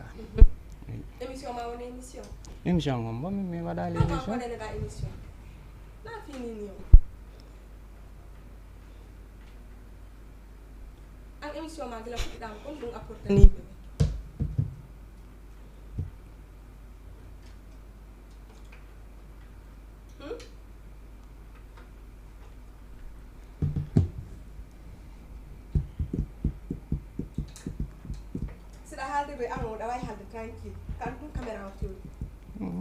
eyi ko noon woni sa lang andi si caméra on komin tum hew est ce que hiɗa wawi falno andude ɗum ɗo kono ga wowli sa ɗum ɗo teɗe pourtant hi kono ko mais no wowlirɗa noon a bonni fof hay si tami bonni fof mais an siɗa faala sofde hoorema ma siɗa faala wowlugol wowli ko fi hunno innanɗa ɗum ɗo par ce que a neeɓi ɗo hannde si tawno peut être ko goɗɗo wanoɗo apportande goɗɗo goɗɗum innen on ɗon peut être mi wawtama apportude hay foy as sérieux ɗum ɗo kan haali ɗum ɗo na on problème haali si haala ko acca ko nangue ka jono an no ko jabalan ɗum noon feƴƴa par ce que ɗa andi ɗum a ɗo jaɓi kon haali ɗum ɗon mi inni mi wawtama apportude koko haalɗa komi woni ma naɓande Alhamdulillah. min a watalan apportande e ko goɗɗum ɗum mi wowli minnuma sa yeehi ha hannde a hewtiɗo a ni émission ala ɗo c'est parce que a wata apportande goɗɗo goɗɗum goɗɗo wata ƴettude exemple ma ha wowluɗa ɗum ɗo waɗi eyi ko ɗum waɗi noon mi wowli ɗum ɗon ɗum waɗi honɗum fetadi ko ko ɗum fiwnu waɗi mi wowli ko ɗum heɓuɗa ko ɗum heɓuɗa ko mettuma ko ɗum heɓuɗa ko tawata ko ɗum ɗo je suis relax ɗum ɗon est ce que cool yagal ni wallahi je suis cool je suis relax c'est toi qui ronge tu te ronges DJ So simi darike ɗo yeeso ma tu te ronges simi darike yeeso ma bin bin bin bin je te conseille de faire le bin bin seulement un animateur gasal de a heɓay woɓɓe goo ɓe annduɗa kadi ko ɓe mburuma waaw te non joni noon ɗum ɗon noon fof noon e nder évité ndeysan malheureusement sax est ce que ɗum no woɗi ɗo hi ɗum ɗon fof joni an ko honko wata comparude ɗo par exemple min ha tawata hannde ɓa inni ala ko ɓe comparatalan ɗo ma compara woɓɓe ina vraiment oɗo nagore jooɗo e animateur ɓe ɓen Dakar ɗo par ce que ko Dakar ɗo inɗa golloɓe métier ala Dakar c'est dit min naali ɗum de min nima émission ala ɗo fof ko goɗɗum Dedet. koɗume woni wadde émission jamais de la vie koɗume woni wadde émission na komi jaaji jamais de la vie jeeji min ɗum. naali goɗɗo wawta goɗɗum jonno ko honno awa ko min hombo numa je le répète émission ala ɗo jonno ko hombo an watta ɗo émission tawta an hiɗa yiiɗi on émission ɗo ɓerde ma no waali émission ala ɗo e waɗoɓe ɓen fof eɓe rewɗa e mum émission ɗo fewno ɗo ala Dakar fi honɗum kon to tippuɗa ɗum ɗo par ce que hande min simi ƴetti ɗi diplôme ji ma ɗo par ce que na vrai diplôme ji ni ko faux diplôme ji ni DJ koko yaha modifiya ya adda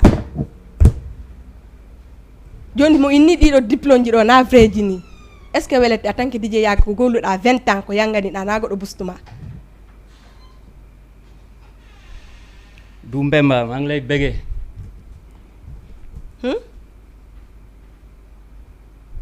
DJ so rapidement yehen feƴƴen jabolantum par ce que koko yangiɗa ɗo 20 ans merci beaucoup à Ibrahima Bari ɗino ko ɓenɗo fof komi dowa ɓe remercier de DJ so c'est pas la peine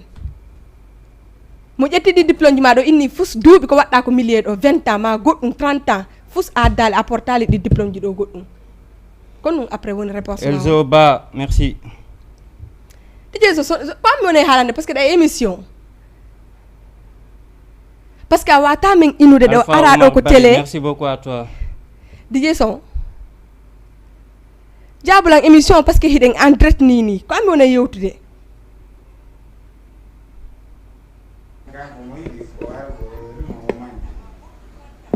DJ son guiɗo si goɗɗo accitanan ligne o falaɗo won naata nodda jonnum auditeur téléspectateur ka jabulan ko min ma landade ko DJ son kam wata fankude ni wola ko wolta ko fanka kadi e nder honno e en direct ɗo ko mi woni landade hande ɗi diplôme ji ɗo mo ƴetti ɗi diplôme ji ma ɗo innima DJ son ɗi diplôme ji ma ɗo fus ɗina faɗi a porta na diplôme ji professionnalisé ko waɗɗa konko honno ko DJ yagal kon ninata mi howla joni jeni a heɗoto lam ɗo gaset ɗum si tawi en d'accord si tawi ko wolta ko heɗete a gayni émission ala ɗo fewndo ɗo e Sénégal mi wowlene fi honɗum a yaray ndiyam waɗani a yaray ndiyam taw waɗani min mi nalima lanɗon ɗa fami mi nalima lanɗon non hiɗa duppa mi duppi fiyonnu min mi haali min duppana fiyonnu c'est vrai min mi duppana ah si je te regarde min mi duppana min mi duppana no fiyonnu ɓe ɗo daroɓe ɗum andi faamu ɗon min ɗum noon ndaaralan par ce que ɓe neeɓilan darde ɗum quoi ɓe yi ɗum e ma voilà ɓe neeɓilan darde aujourd'hui voilà comment qui était avec les petits artistes ici affaire ɗin ɗon non jamais de la vie sa faalama mi laɓɓinane ko falɗa faamude kon a duppugol ma ngol ko landiɗa lan kon ko landiɗa lan a landaki lan ay hiɗa duppude déjà hiɗa duppude fait doucement question ma positive mo mi jaaboma avec calme noon yoɓe addene ndiyam yaha ko fooji ni na original parce que déjà a waɗata professionnel DJ yagal ma mo innima ɗum ɗo na professionnel DJ yagal maga par ce que sa ɓe noddanima e nokkeli gono ton c'est parce que hande wonɓe ɓe miññituɗa ma ɓe addiɗa ko millier ɗo hande kadi ɓe woni mo e dow ma c'est parce que ko kamɓe moni professionnel par exemple DJ mum hande ko kanko mata ƴetti exemple kanko woni ɗo mo innima ɗum ɗo hande hina vrai ni DJ yagal ma ngal ko faux yagal ɗum après jabotoɗama par exemple no inniɗa ni émission ala Dakar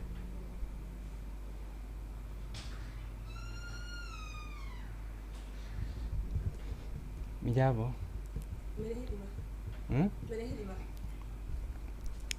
j'ai dit lando lan haka innali mo inni lan an lando lan an wowlu ɗum ɗon wowlu ɗum ɗon an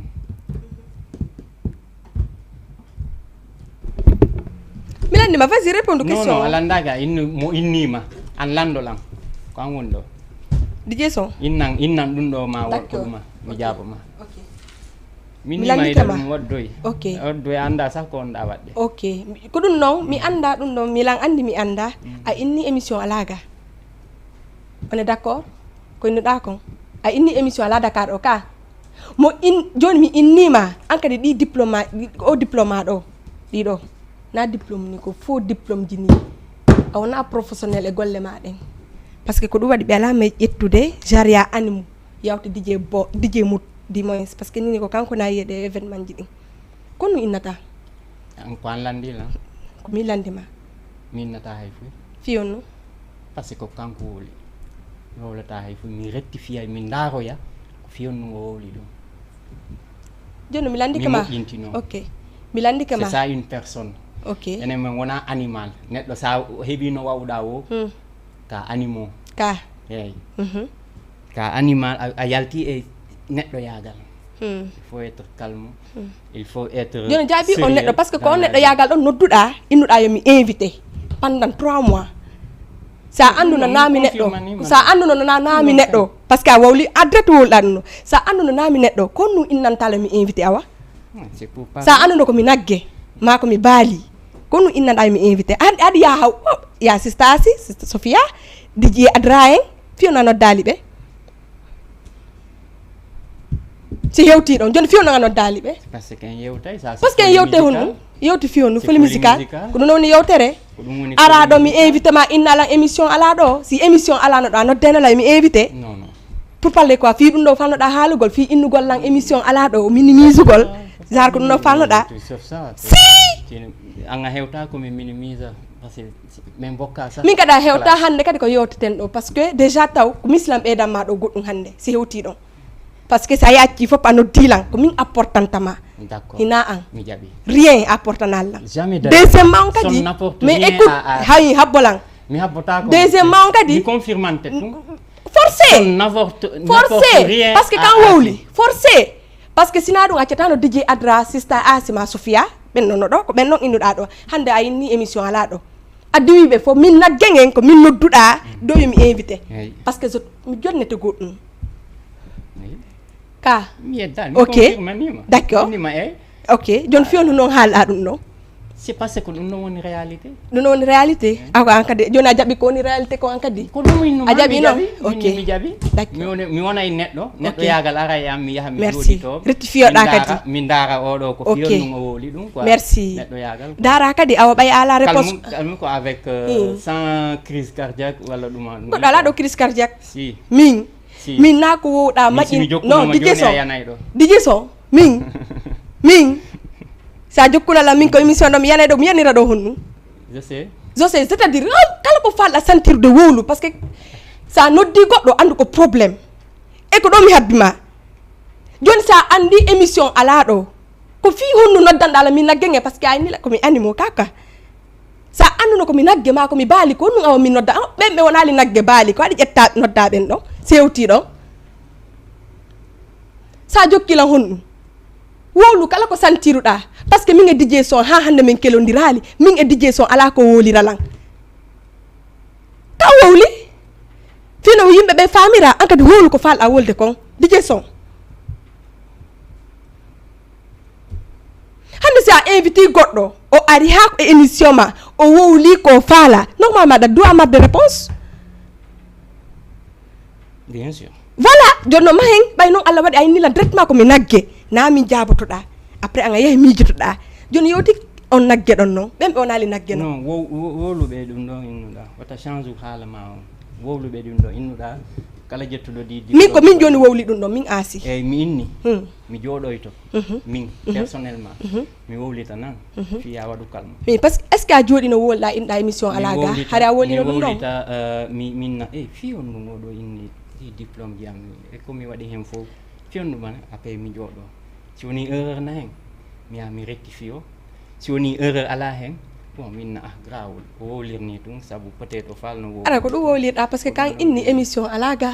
ko ɗum ha joni an kadi ɗum no awa kadi mi kay ko ɗum no noon mi haalama mi insistane ɗin diplôme ji ma ɗo rien ce n'est pas professionnel en deuxièmement kadi a weldaɗo hay goto sa yi yimɓeɓe no classement par ce que ko placement noon a neeɓi ɗo hande jama ko ɗa hecci jama o mais ɓe inne manqueɗo hoore mum respect woko goɗɗo si manque ma respect ka manquani hoore mum respect hay si ko intérêt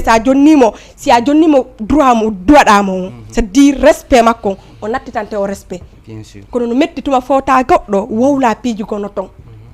ammo inni hande min mi innima ɗin diplôme ji ma ɗon mi jaabi ala a jaabaki la inni a jooɗɗo to miijotoɗa bien sûr awa joɗɗa kadi miijotoɗa inna jama on ko fi won ko wowli kon ko honno wowliri merci beaucoup joni jooɗoyɗa kadi miijotoɗa inna ko fi honɗum mi inni émission ala parce que hay konko hala do ngandare poste mo d'accord mi wola après mi wola wolɗa ɗo sa wonno no ɗo ko dariɗa ɗo ɓuureno marde importance mi nanma ya miijude de konko inda ya miijude to ɗon ɗum ɗon ɗin diplôme aji ɗin diplôme parce que je sais pas parce que si mi inni diplôme han mi jonni hunde valeur moƴƴa sa ari ɗo a inni émission ala ɗo c'est à dire kono gollidanta way DJ Ceerno Bari na émission woni wadde radio ñande be ñanda lamo postane ɗo soirée yaha animo ya goɗɗo est ce que goɗɗo nandi hay hare ko ɗum woni heɓe ade ton si tawi ko noon disi so jabbolan feƴƴen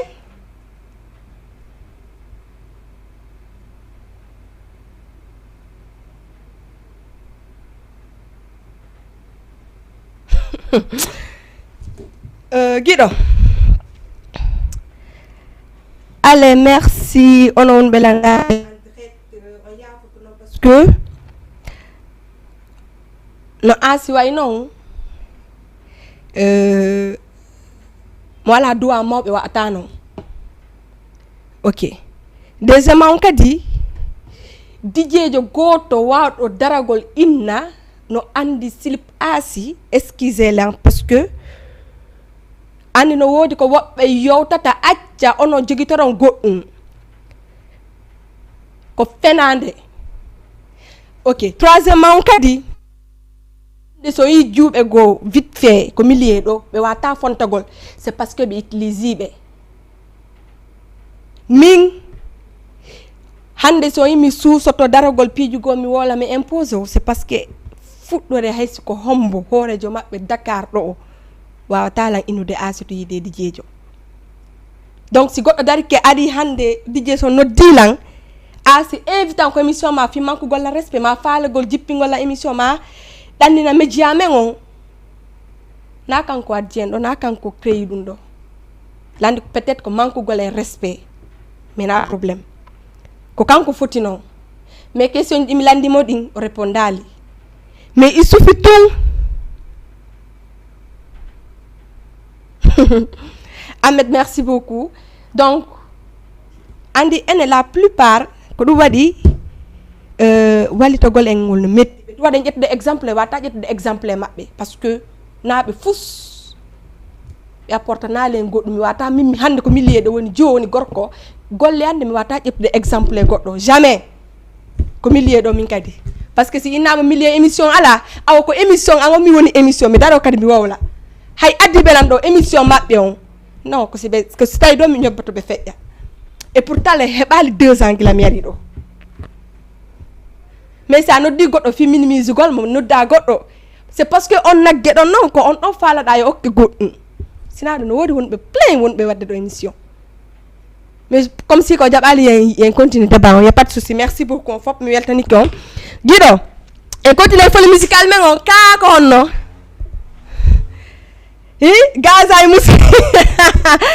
allez merci beaucoup mi weltani ko ƴettuɓe temps mon on la andi ono wonɓe lan suivre ɓe vraiment merci mi force mon on dare et puis woto yejjutu critique c'est normal mi wowlino ɗum ko émission woɓɓe are justififaale liɓugol ma mais sina heɓɗo courage a heɓɗo hakkilgoji no ton a dowatake manque go hande kadi yimɓeɓe respect par ce que landi ɓe lamɓe woɓɓe no ɗo ɓe heccilan ɓe jonni hoore mabɓe respect donc lan dowa ɓe jonitude on respect ɗon deuxièmement kadi jiɗo est ce que volume mago no moƴƴi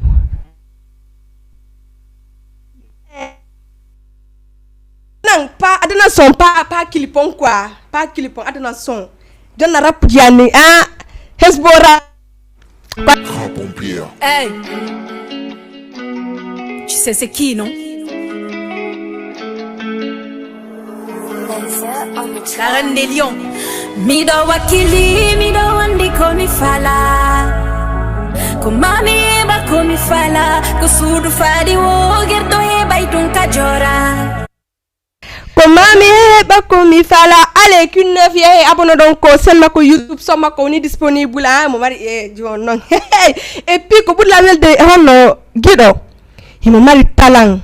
et puis mo woni professionnel e musique ko woni wadde kon woni anglais ko nawɗamo kanko ko on français ko on pular ko ɗon rap kadi allez let's go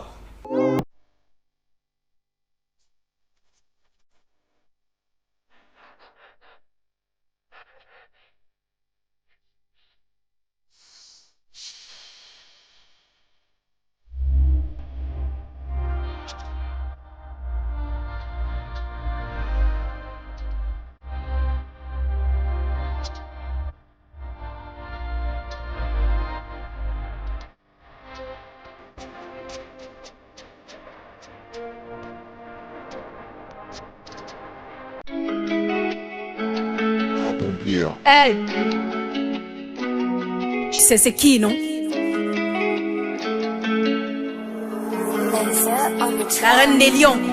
Mido wakili, mido wandi komi fala. Kumami eba komi fala. Kusudu fadi wo gerto eba itun kajora. Kumami eba komi fala. Mido wakili, mido wandi komi fala. Kumami eba komi fala. Kusudu fadi wo gerto eba itun kajora. Kumami eba komi fala.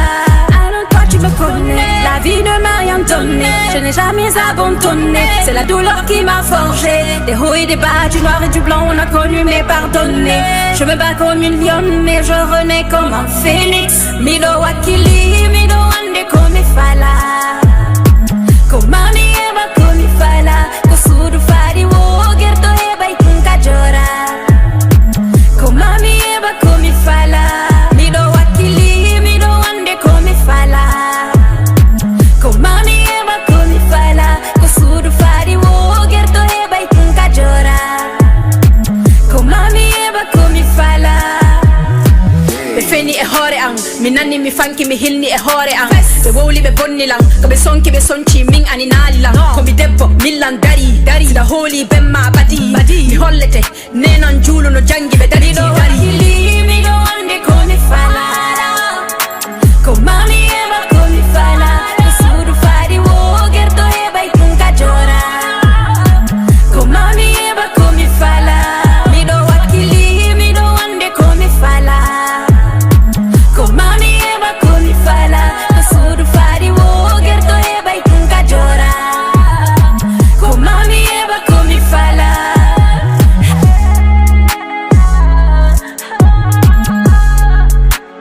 This is the Lion Queen.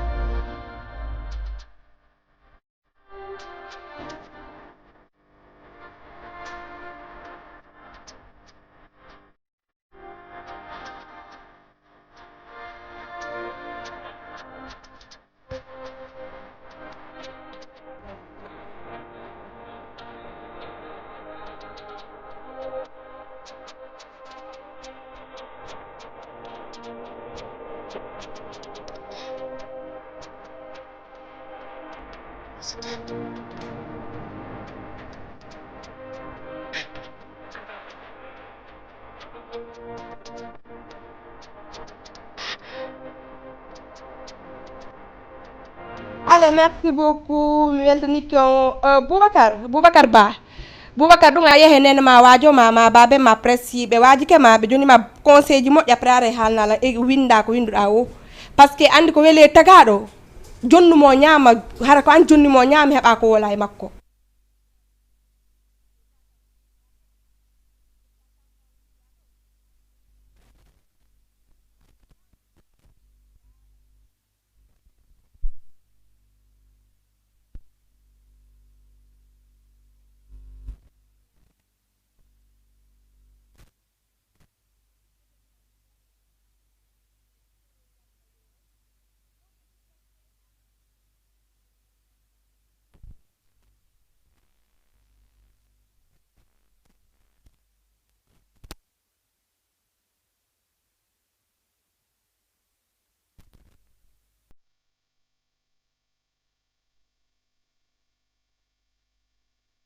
Halima da wani ande ai ne fita da kuma yada